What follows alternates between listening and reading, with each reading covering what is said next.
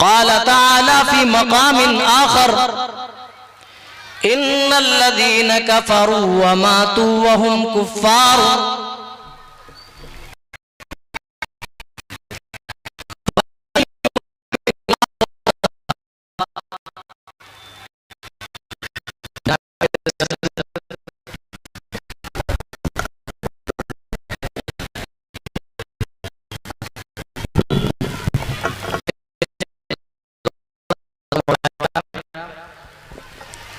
दीनी मिल्ली भाइयों, साइड में बैठी हुई इस्लामी ख़वातीन, माएँ और बहनें, अल्लाह रब्बुल आलमीन का हमारे ऊपर करम है कि उसने हमें और आपको पैदा फरमाया। पैदा फरमाकर हमें ईमान की दौलत से मालामाल किया। ये इतनी बड़ी दौलत है जिसकी कोई कीमत नहीं, जिसका कोई मोल नहीं।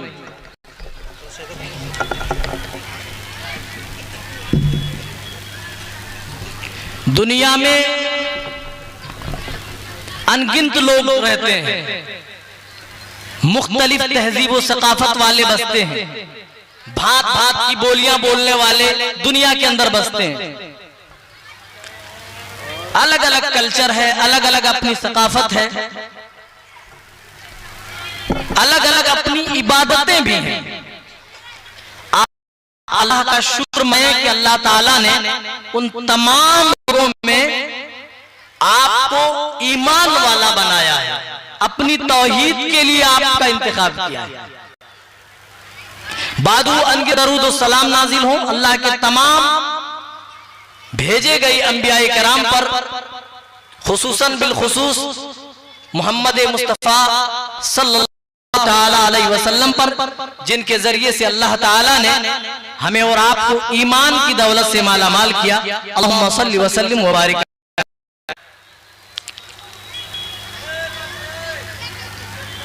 हर चीज के कुछ न कुछ मकासद होते हैं। हम जब कोई काम करते हैं, कारोबार कह लें आप, तिजारत कह लें, तो उसमें भी आप देखें तो दो चीजों का तो यकीनन एहतमाल होता है, एक फायदे का और नुकसान का, लेकिन नुकसान का ज्यादा होता है। ज्यादा डर सताता है कि आदमी की पूंजी ना डूब जाए, आदमी का पूरा सरमाया ना खत्म हो जाए, उसका कैपिटल बर्बाद ना हो जाए। एक छोटी सी तिजारत आदमी कर रहा है, उसके नफा और नुकसान को लेकर के आदमी को फिक्र है। दुनिया की सबसे बड़ी दौलत ईमान, जो कि एक मुसलमान के लिए, मोमिन के लिए सबसे बड़ा कीमती सरमाया है। फिर एक मोमिन को किस कदर खौफ खाना चाहिए कि उससे उसका कहीं ईमान ना छिन जाए, उससे कहीं उसका ईमान ना लुट जाए। ईमान की कदर कीमत हमें इसीलिए नहीं मालूम क्योंकि हमारे बाप दादा मुसलमान थे, हम भी हो गए। अब आने वाली जो पीढ़ियां हैं, हमारी नस्लें हैं, वो भी इसी तरीके से नस्ल दर नस्ल मुसलमान होती जाएंगी। इस ईमान के लिए हमने कुछ किया नहीं, कोई कुर्बानी नहीं दी। आइए कुरान से पूछते हैं कि ईमान की कदर कीमत क्या है, फिर आगे बढ़ते हैं। अल्लाह ताला कुरान पाक में फरमाता है, इन्नल्लज़ीना कफ़रू व मातू व हुम कुफ़्फ़ार, जिन्होंने दुनिया के अंदर अल्लाह की आयतों का कुफ्र किया, अल्लाह की आयतों का इनकार किया, ईमान व मातू व हुम कुफ़्फ़ार, और उसी हाल में दुनिया से चले गए। हाँ, सोना कोई एतबार न होगा, कोई आदमी जमीन भर कर सोना देकर के भी अपनी नजात न करा सकेगा। ये ईमान है मेरे भाइयों। आप अपने आप को मुसलमान कहते हो, अल्लाह ताला ने तो मुसलमानों के लिए कुरान पाक में रसूल सल्लल्लाहु अलैहि वसल्लम की जिंदगी को आइडियल और नमूना करार दिया। आओ मेरे भाइयों, आपको दिखाऊं रसूल की क्या कुर्बानी रही है। आपने दावत व तबलीग शुरू की, इस ईमानी रास्ते में आपकी क्या कुर्बानियां रही हैं। अरे हम क्या एक तालिब इल्म क्या बता सकते हैं, हमारे उलमा क्या बता सकते हैं, जिनकी ज़बानदारी महदूद, जिनका इल्म महदूद, जिनका मुताला महदूद, क्या बताएं नबी की शान में, नबी की कुर्बानियां क्या गिरा सकते हैं। फिर भी आपको बताता चलूं, आपने जब दावत का आगाज किया, बड़े बड़े मुशरिकीन आए आपके चचा के पास और कहा अबू तालिब अपने भतीजे को रोक लो, मोहम्मद को। कहा क्यों, क्या कर रहा? कहा हमारे माबूदों पर लानो तान करता है, हमारे माबूदों को बुरा भला कहता है। अरे अबू तालिब अपने भतीजे को रोक लो। अबू तालिब ने इधर से सुन लिया, इधर उड़ा दिया, भतीजे से कुछ नहीं कहा, मोहब्बत थी ना चचा को भतीजे से, लेकिन आप दावतों में रूप है। फिर दूसरी बार वही लोग आ गए, कहा अबू तालिब जो बात हमने तुमसे कही थी लगता है तेरे अंदर असरअंदाज नहीं हुई है, तेरा भतीजा लगातार अपनी दावत की मिशन पर लगा हुआ है और तू कान में तेल डालकर सोया हुआ है। अरे अपने भतीजे को समझा दो या फिर हमारे हवाले कर दो, हम अपने तरीके से निपट लेंगे। आज जो गुंडे किस्म के लोग होते बोलते हैं छोड़ दो भाई, आने दो, मैं अपने तरीके से निपट लूंगा, है ना। जब हज़रत अबू तालिब ने जब देखा मामला बड़ा गंभीर है, मामला बड़ा संगीन है, अपने भतीजे को बुलाते और कहते तेरे प्यारे बेटे मैं बूढ़ा हो चुका हूँ, मेरी कमर झुक चुकी है, मेरे अंदर उतनी क्षमता नहीं है उतनी बोझ उठाने की जितनी बोझ तुम मेरे ऊपर डाल रहे हो। आपकी आंखें इश्क़बार हुई, आप समझ गए कि मेरे चचा ये समझते हैं कि मैं चचा के बलबूते पर दावत तौहीद लोगों को सुनाता हूँ, ईमान का रास्ता चचा ही की ताकत के बलबूते पे बताता हूँ। आए मेरे चचा, अगर आप ये सोचते हैं कि आपकी ताकत पर मैं अल्लाह का दीन लोगों तक पहुँचाता हूँ, अल्लाह की तौहीद लोगों को सुनाता हूँ, आए मेरे चचा तो आपकी गलतफहमी है। आप मुझे क्या रुकने की बात करते हैं? अगर ये मुशरिकीन मक्का शनादीदे कुरैश मेरे दाहिने हाथ में सूरज रख दें, वल कमर फी यसारी और बाएं हाथ में चांद रख दें और मुझसे कहें कि अल्लाह के दीन की तबलीग से बाज आ जाओ, आए मेरे चचा या इसी दीन के रास्ते पर लड़ता लड़ता शहीद कर दिया जाऊंगा या अल्लाह ताला इसी दीन की फतह नुसरत हमारे हाथों कर देगा। और अल्लाह ने दिखा दिया, जो आपके इक्तदा में पढ़ने वाले चंद लोग थे, अभी चंद दिन गुजरे थे, ईमान की दौलत लोगों ने कबूल कर ली। ओ मेरे भाइयों, आज भी उस ईमान के अंदर मिठास मौजूद है, आज भी उस ईमान के अंदर चाशनी मौजूद है। ये अलग बात है कि आज हमारे पास चखने का जायका अलग हो गया है, वो इसलिए कि जब आदमी बीमार होता है, आप बुखारी ले लें, जब आदमी को बुखार लग जाए तो हर खट्टी मीठी नमकीन चीज उसको कड़वी लगती है। ठीक उसी तरीके से कुरान नहीं बदला, उसकी तासीर नहीं बदली, उसकी मिठास नहीं बदली, आज भी वही तासीर है जिस तासीर के साथ रसूल अकरम सल्लल्लाहु अलैहि वसल्लम लोगों को अल्लाह का दीन सुनाते रहे। आज देखिए बड़े बड़े जलसे हो रहे और दूर दराज से सोबतें सफर की बर्दाश्त करके आते हैं और अल्लाह और उसके रसूल की बातें सुनाते हैं। इसीलिए कि आप अल्लाह का दीन भुला दें, आप अल्लाह की तौहीद भुला दें, अपने रसूल की जिंदगी से आप बेखबर रहे क्या, इसीलिए जलसे होते हैं। अल्लाह ताला ने इस ईमानी रास्ते में बरकत दी, दीन फूलता गया। और मेरे भाइयों, हाँ कुर्बानी, ये दिन, ये ईमानी रास्ता कुर्बानी मांगता है। रसूल सल्लल्लाहु अलैहि वसल्लम इस ईमान की वजह से एक जगह पर महसूर कर दिए गए, बंद कर दिए गए। शेबे अबी तालिब में आपको महसूर कर दिया जाता है, चावल नहीं आएगा, आटा नहीं आएगा, कोई खाने पीने की चीज आपके पास नहीं आएगी, खरीदो फरोख्त भी करना मना कर दिया है। आप जरा तसव्वुर तो करें, सीरत के औरात तो आप पलटे, आप देखें नबी और नबी के खानदान वाले, आपकी इत्तिबा और पैरवी में दिलो जान निछावर करने वाले सहाबा शेब अबी तालिब में 3 साल जिंदगी कितनी कठिनाइयों के साथ, परेशानियों के साथ गुजारते हैं। ओ मेरे भाइयों, हमें ईमान विरासत में मिला, इसलिए ईमान का मतलब मालूम नहीं, ईमानी रास्ते में क्या क्या कुर्बानियां हैं हम नहीं समझते। और शेब अबी तालिब ने तकलीफें झेलने वाले सहाबा से पूछो तुमने कैसे गुजारी है। दर्द की सूखी पत्तियां चबा चबा कर 3 साल जिंदगी नबी और नबी के मानने वाले सहाबा आपके खानदान वालों ने गुजारे। चमड़े, ओ मेरे भाइयों, चमड़े चूस चूस कर सहाबा रात को भिगो देते, सुबह होती चमड़ा कुछ नरम हो जाता, उसी को चूस कर अपनी प्यास बुझाया करते थे। हम क्या समझे? अरे चलिए, मुस्नद अहमद में इमाम अहमद बिन हंबल ने जो रिवायत लाया है कि रसूल पाक सल्लल्लाहु अलैहि वसल्लम मेराज में गए तो आपने उम्दा किस्म की खुशबू महसूस की।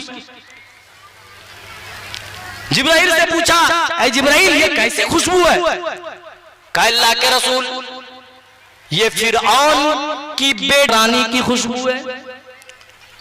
अगर आपका ईमान सलामत है, आपने अपने ईमान को अच्छे अमाल के साथ मुज़य्यन किया है, तो उसका रिवॉर्ड जन्नत में मिलने वाला है। कहा ये फिरौन की एक नौकरानी जो उसकी बेटी के सर पर कंघी करती थी, ये उसकी खुशबू है। कहा माजरा क्या है, क्या मामला था जिसकी खुशबू जन्नत के अंदर आज महसूस की जा रही है? क्या वजह है, मामला क्या था? कहा अल्लाह के रसूल, एक दिन फिरौन की बेटी को कंघी कर रही थी, अचानक उसके हाथ से कंघी गिर जाती है और उसकी जबान से, उस नौकरानी की जबान से बिस्मिल्लाह का लफ्ज निकल आता है। फिरौन की बेटी पूछती है, क्या तू मेरे बाप का नाम लेती है? कहा नहीं नहीं, मैं तेरे बाप का नाम नहीं लेती, बल्कि अपने रब का नाम लेती हूँ, अपने परवरदिगार का नाम लेती हूँ। कहा अपने परवरदिगार? कहा मेरा रब वो है जो, मेरा रब तो है, तेरा भी रब है, तेरे बाप का भी रब है। कहा क्या मैं अपने बाप को ये बात फिरौन को बता दूं? कहा बता सकती हो, कोई हर्ज नहीं। ओ मेरे भाइयों, जब ईमान आ जाता है और ईमान में जब आदमी साबित कदमी इख्तियार कर लेता है तो फिर वो किसी से डरता भी नहीं है। जब मामला तौहीद पर आ जाए, जब मामला ईमान पर आ जाए तो आदमी सामने बड़ी बड़ी तकलीफें भी देखता है, लेकिन उसके बावजूद उन तकलीफों से टकराने में कोई हिचकिचाहट महसूस नहीं करता। शायर ने क्या इस बात को खूब बयान किया है, जब कोई तदबीर न सूझी अपनी जान बचाने की, तो शीशे ने हिम्मत कर डाली पत्थर से टकराने की। ईमान की दौलत ही ऐसी दौलत है जो इसका मजा चख लेता है, जो इसका टेस्ट महसूस कर लेता है। अल्लाह की कसम, वो अपनी जान तो दे सकता है, अपने जिस्म की बोटी बोटी तो वो करा सकता है, लेकिन वो ईमान से नहीं फिर सकता है। अगर सही मानों में वो मोमिन है, सही मानों में उन्होंने अगर इस्लाम को कबूल किया है, तो अल्लाह ताला ने वही कहा। ईमान वाले कौन है? सही ईमान वालों का जिक्र भी अल्लाह ताला ने कहा, कुरान पाक में किया।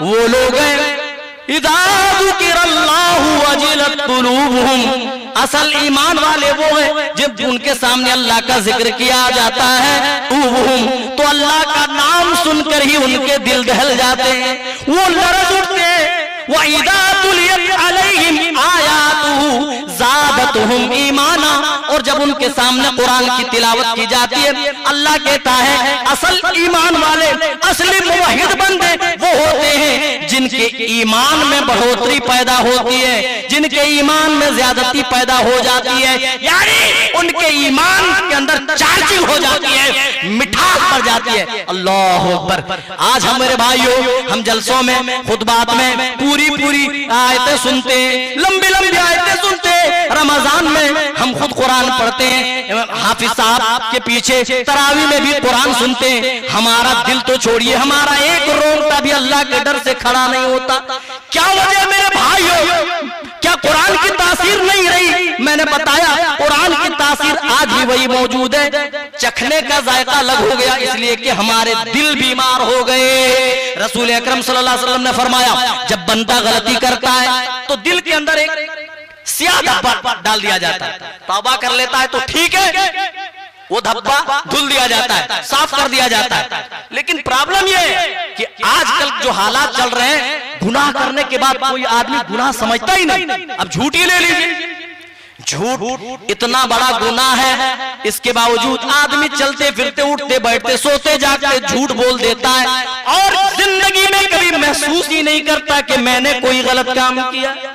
ये कौन सा गुनाह, ये कोई गलत काम नहीं। क्यों जानते, जब पहली दफा आदमी कोई गुनाह करता है तो थोड़ी झिझक होती है, आदमी को डर लाहक होता है, लेकिन 2 बार करता है थोड़ी हिम्मत बढ़ती है, तीसरी बार करता है और मजीद हिम्मत बढ़ती है, चौथी बार जब वही गुनाह दोहराता है तो इसी तरीके से हिचकिचाहट खत्म होती जाती है और एक दिन नौबत आती है कि वो गुनाह पे गुनाह करता जाता है, बंदे को महसूस तक ही नहीं होता कि उसने कोई गलत काम किया और उसका नुकसान जाते हैं, खामियाजा कितना भुगतना पड़ेगा। उसके असर में ये होता है, आप सल्लल्लाहु अलैहि वसल्लम ने फरमाया तौबा की तौफीक इसलिए नहीं होती कि बंदा गुनाह समझे तब ना तौबा करे, अब गुनाह उसको समझता ही नहीं है तो तौबा क्यों करेगा आदमी, किस चीज के लिए तौबा, तौबा नहीं करता, धब्बे पे धब्बा लगता जाता है, हत्ता के पूरा का पूरा दिल स्याह हो जाता है। बहुत सारे नौजवान हमारे, अभी हालिया दिनों में एक फिल्म रिलीज हुई, अभी ये कैसे घूम रहे थे और अभी भी देखिए रील बना रहे गानों पर, फिल्मी गानों पर। ओह मेरे भाई, कैसे मुसलमान हो, तुम्हें किस लिए दुनिया के अंदर भेजा गया था और तुम फिल्मी गानों में रील बनाते हुए अपने आप को मशगूल कर रहे हो। जरा गौर तो करो, जरा तसव्वुर तो करो, आज तुम क्या कर रहे हो, तुम्हारे दिल किस तरीके से लॉक हो चुके। जब उनसे पूछा जाता है तुम हरदम फिल्मी गाने ही क्यों सुनते हो, हरदम मोबाइलों में ही क्यों पड़े रहते हो, तो जानते हो उनका जवाब क्या होता है, हमें गाने अच्छे लगते हैं, फला हीरो अच्छा लगता है। ओ मेरे भाइयों, ये कैसा जवाब है और ये हमारी कौन सी तहजीब और सकाफत है, ये बताएं जरा। आदमी ये कह देता है कि उससे हमारा लगाव, कुरान अल्लाह के रसूल फरमाते आदमी का दिल स्याह हो जाता है, फिर उसे कुरान की आयत पढ़कर सुनाई जाए, हदीस पढ़कर सुनाई जाए, उसके अंदर कोई असर ही नहीं होता, क्योंकि दिल लॉक हो चुका है। मोबाइल में पासवर्ड लगाते हैं ना भाई, पैटर्न है, पासवर्ड है, तरह तरह के लॉक है। जब तक आप पैटर्न ना डाल दें, जब तक आप पासवर्ड ना डाल दें, तब तक आपका मोबाइल जो लॉक आप कर चुके हो कोई दूसरा खोल नहीं सकता है। उसी तरीके से गुनाह में गुनाह जब तुम करते हो, गुनाहों की कसरत से पूरा दिल काला हो जाता है। और याद रखिए, गुनाहों की कसरत की वजह से ईमान भी कम होता जाता है और खत्म हो जाता है। ईमान बाकी नहीं, पूरा दिल स्याह हो गया, काला हो गया। अब कुरान पढ़ा जा रहा है, कोई असर नहीं, हदीस पढ़ करके सुनाई जा रही है, कोई असर नहीं। आदमी आज कहता है गानों से हमें सुकून मिलता है, फिल्म देखने से हमें इत्मीनान नसीब होता है। अल्लाह तो कहता है अला बिज़िक्रिल्लाहि तत्मइन्नुल कुलूब, अल्लाह के जिक्र से ही दिलों को इत्मीनान नसीब होता है। और ये फिल्मी गानों पर रील बनाकर कहते हमें सुकून मिलता है। ओ मेरे भाइयों, इससे ये पता चलता है कि तुम पक्के मोमिन नहीं हो, तुम अपने दावा ईमान पे झूठे हो, क्योंकि जो भी आदमी अपने अंदर ईमान रखेगा, कुरान कहता है इज़ा ज़ुकिरल्लाह, जब उनके सामने कुरान अल्लाह का जिक्र किया जाएगा, वजिलत कुलूबुहुम, अल्लाह का ज़ात छोड़ो, हश्र नश्र तो छोड़ो, होने वाले कब्र में अज़ाब तो छोड़ो, अल्लाह का नाम सुनकर ईमान वालों के दिल दहल जाते हैं। और जब कुरान पढ़ा जाए अल्लाह अकबर, तो ये बताया गया कि उनके ईमान में मजीद ज्यादती होती है। आज कहाँ गया हमारा ईमान? और मेरे भाइयों, वो कैसी औरत थी, कहती है मेरा रब वो है जो तेरा रब है और तेरे बाप का रब है। बाप को पता चला, फिरौन ने लोंडी को उस खादिमा को तलब किया, कहा अला की रब्बन गैरी, ऐ मेरे टुकड़ों पर मेरे ही महल में पलने वाली 2 टके की नौकरानी, क्या ते मेरे अलावा भी तू किसी को रब मानती है? कहा हाँ रब्बी वो रब्बुकल्लाह, मैं उसको रब मानती हूँ जो मेरा ही नहीं, जो तेरा भी रब है। ईमान जब दिल के अंदर आ जाए तो हिम्मत इस तरीके से होती है। जादूगरों ने जादूगरी मूसा के सामने दिखाई, हजरत मूसा को हुक्म होता है मोजज़े के तौर पर अपनी लाठी रखते हैं, जादूगरों के बनाए हुए सांप को हजरत मूसा की लाठी से बने हुए सांप निगल जाते हैं। कुरान कहता हजरत मूसा अलैहिस्सलाम का ये जिंदा मौजज़ा देखकर जादूगर सजदे में गिर गए, क्योंकि जादूगरों को पता था कि जादू क्या होता है और ये असल है, इसीलिए सजदे में गिर गए और कहा मैं रब्बुल आलमीन की लाता हूँ, हम अल्लाह पर ईमान लाते हैं, मूसा और हारून के रब पर हम ईमान लाते हैं। ओ मेरे भाइयों, लेकिन यही लोग थे जो छोटे इन पाने के लिए भी फिरौन के कहने पर मूसा के मुकाबले में आए थे। लेकिन जब ईमान की कदर कीमत उन्होंने समझ ली तो जानते हो कैसे साबित कदम हुए। फिरौन ने ऐलान किया, ला क़त्तिअन्ना अयदियकुम व अर्जुलकुम व ला उसल्लिबन्नकुम अजमईन।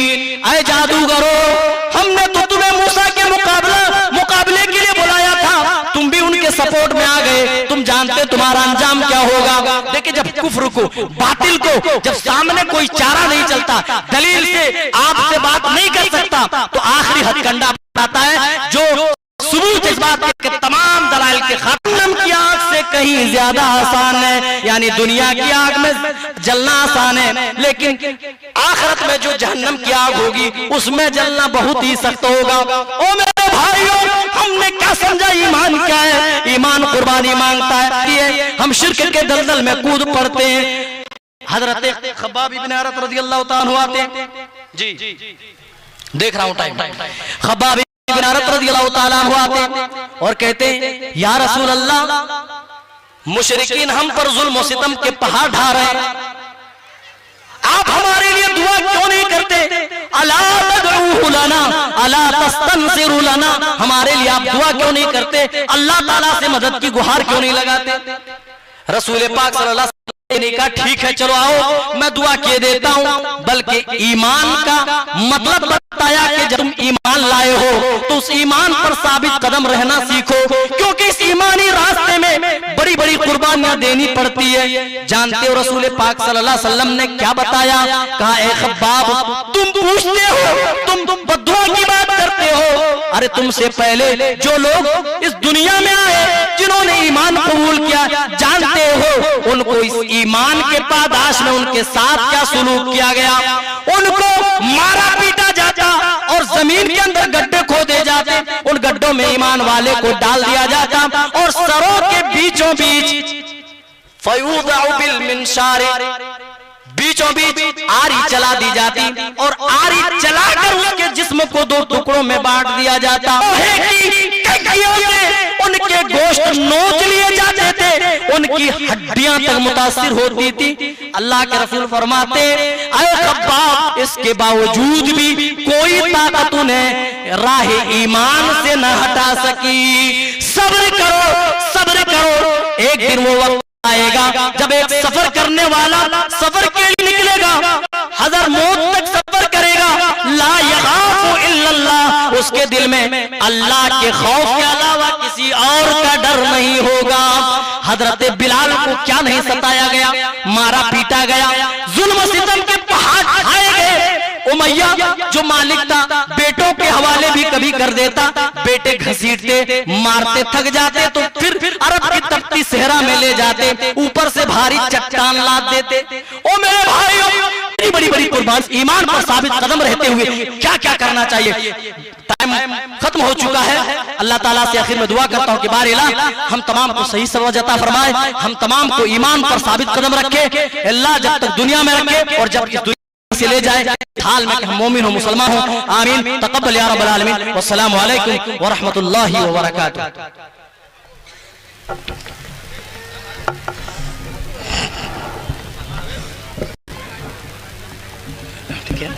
जज़ाकल्लाहु खैर व अहसनल जज़ा। ये थे फजीलतुल शेख नूरुद्दीन साहिल आलियावी हफ़िज़हुल्लाह व तवल्ला, जो अपने घनगरज आवाज़ से आप हज़रात को खिताब फरमा रहे थे। अल्लाह रब्बुल आलमीन इन्हें मज़ीद